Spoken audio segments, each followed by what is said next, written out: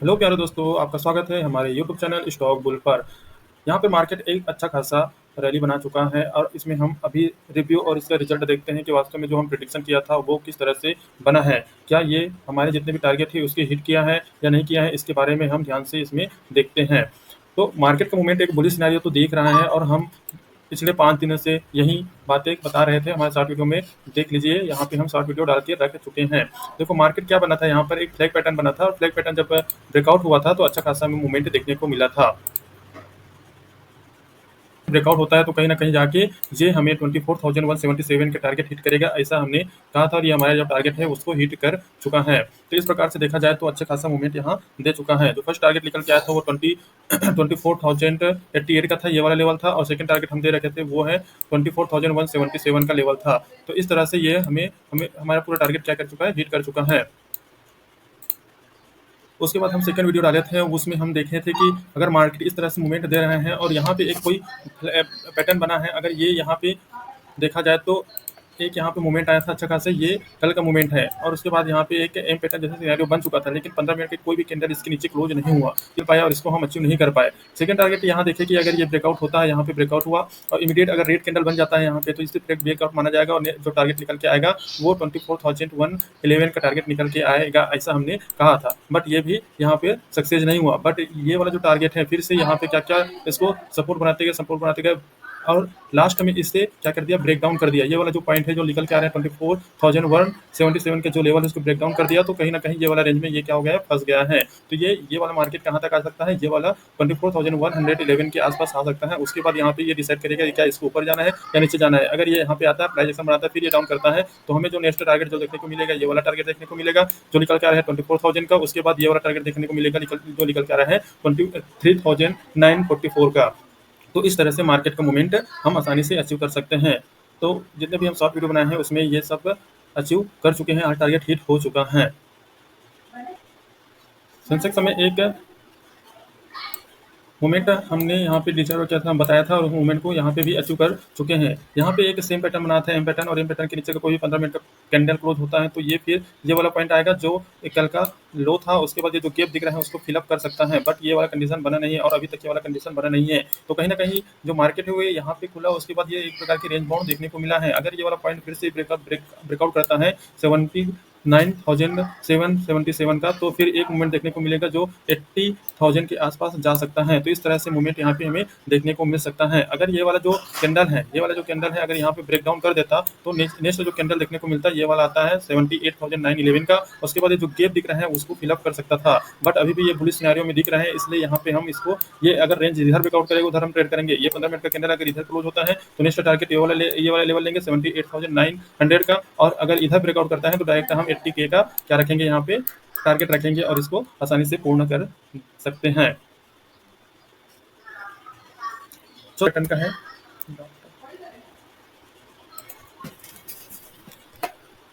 इसमें daily chart का analysis किया गया है, यहाँ डेली चार्ट के अनुसार इसमें बताया गया है। देखते हैं मार्केट पर हम क्या इसमें बताया था।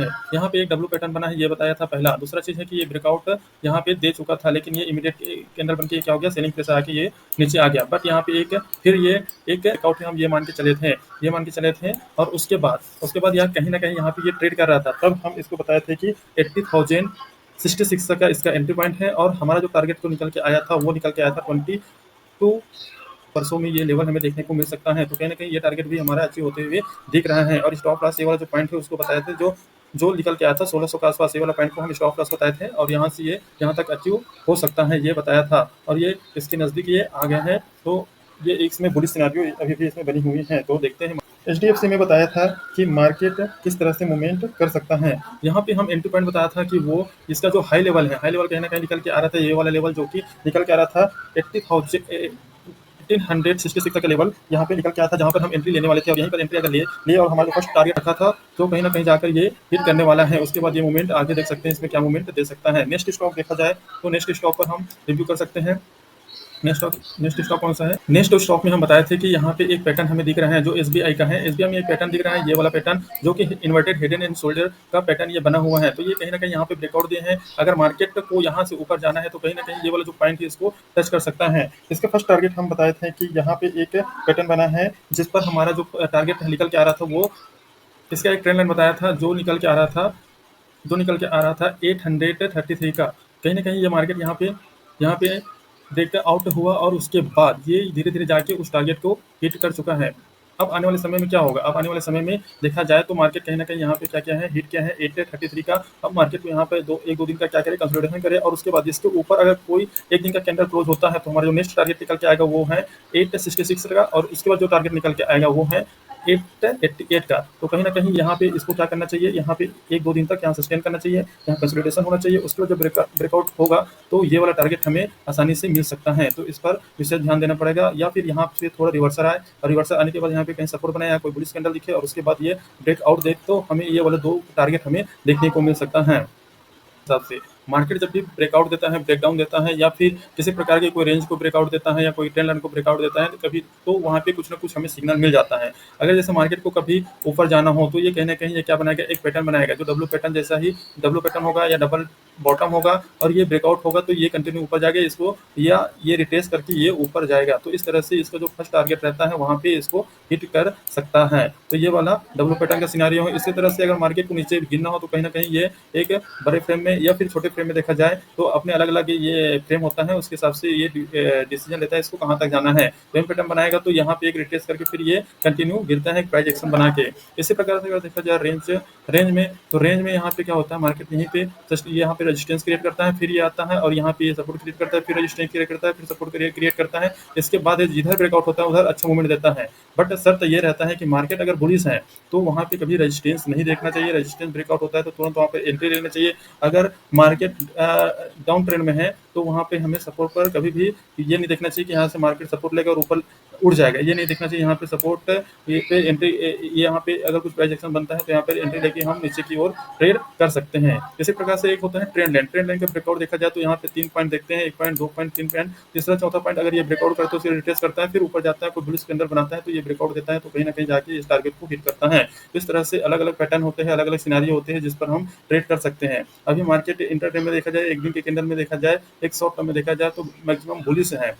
बट कल के अगर सेशन में देखेंगे जैसे कि निफ्टी फिफ्टी को कल के सेशन में देखते हैं तो कल के सेशन में ये एक रेंज बाउंड दिख रहे हैं। पहला सिनेरियो ये है। अगर इंटरडे में देखा जाए तो यहाँ पर एक डेली का कैंडल देखेंगे कि यहाँ कहाँ तक मूवमेंट दे सकता है तो कहीं ना कहीं ये वाला जो टारगेट है इसको हिट कर चुका है तो हमारा यहाँ पे एक रेजिस्टेंस क्रिएट हो गया है। तो मार्केट क्या है यहाँ पे एक रेंज बाउंड बनाएगा या फिर यहाँ से थोड़ा थोड़ा ये क्या आएगा, यहाँ पे सेलिंग प्रेशर आएगा और इसको सपोर्ट बना सकता है। ये जो पॉइंट हमने जो बताया 55 का जो लेवल है उसको ये सपोर्ट बना के यहाँ से भी ऊपर उठ सकता है। बट इसमें ये क्या करेगा, अभी रेजिस्टेंस क्रिएट करेगा और इसी के पीछे ये रैली बना के ट्रेवल करेगा। अगर यहाँ पे ब्रेकआउट होता है कहीं तो 2-4 दिन के बाद यहाँ पे एक बुलिश कैंडल बन जाता है, इसको ब्रेकआउट देता है तो कहीं ना कहीं जाके ये वाले जो पॉइंट है जो निकल के आ रहे हैं 24,700 का लेवल टच कर सकता है। बट इसके लिए अभी इतना दूर से यहाँ रैली कर चुका है तो कहीं ना कहीं यहाँ इसको खोज लेना चाहिए। उसके जब ब्रेकआउट देगा तब इसमें हम ट्रेड हैं। आने वाले समय में देखते हैं किस तरह से सिनेरियो बनाएगा। अगर वीडियो अच्छा लगे तो लाइक एंड सब्सक्राइब जरूर कीजिए। धन्यवाद।